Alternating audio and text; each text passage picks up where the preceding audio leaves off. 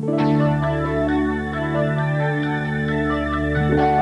is WTAE 4 News. Good morning, I'm Adam Lynch. Here are some of the stories we're following today in the WTAE 4 newsroom. A preliminary hearing is underway for a 19-year-old man accused of slapping about a dozen children on a school bus as they returned from vacation Bible school earlier this month. Edward Spearline faces several charges in the incident. He said he was just trying to restore order on the bus and protect himself from the children. The group was returning from an Allison Park Bible school when pandemonium reportedly broke out aboard that bus. Officials are expected to decide today whether the case against Spearline is strong enough to take it to court.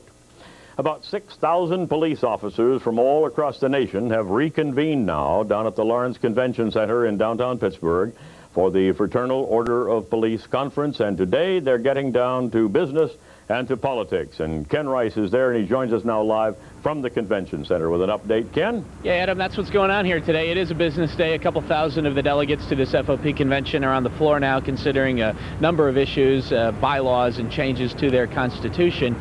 But one of the biggest businesses here today is the business of politics, not the national kind of politics that we saw the Baptist convention here last week dealing with, but internal politics. There's a pretty good battle going on for the presidency of the FOP.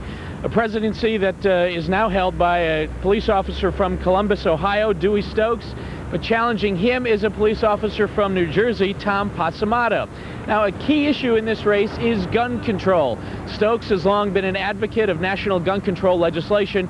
Pasamato advocates the FOP moving away from just that single issue and instead focusing on a wider range of issues, and he wants to have more input from delegates into what issues this organization should be lobbying for in front of Congress. So as the business is conducted on the floor, outside the floor, and outside this convention center, lots of activity, internal political activity. In fact, one of the candidates, Tom Pasamato, we can see has rented a big billboard saying Pasamato for President just across from the Vista Hotel, where, of course, a lot of these delegates are staying.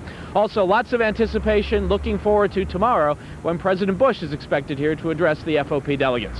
Reporting live from downtown, I'm Ken Rice. Adam? Thank you, Ken. And we would remind you we will have live coverage of the presidential visit starting when his plane touches down out at the Air National Guard base at Greater Pitt, and we'll carry his speech to the convention live and have total coverage for you. The 9-mile nuclear plant in Oswego, New York was shut down early this morning when a control panel failed. Officials said the plant was put on emergency status as a precautionary measure, and they report there was no damage and no release of any radioactive gas, at least at this time. And they say the panel has been fixed. They're still trying to find out why it failed. Arson investigators are meeting at this hour discussing the cause of an 8-alarm blaze in Fayette County, a fire that destroyed the social hall belonging to Washington Township's volunteer fire department. Extensive damage to the inside of the building. Nobody inside at the time. No one injured.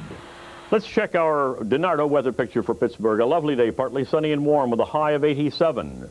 And then tonight, partly cloudy and mild, low 63. Tomorrow, more clouds than sun and a high of 84. That's it to the moment. We'll have all of this and more at 5:30 tonight right here.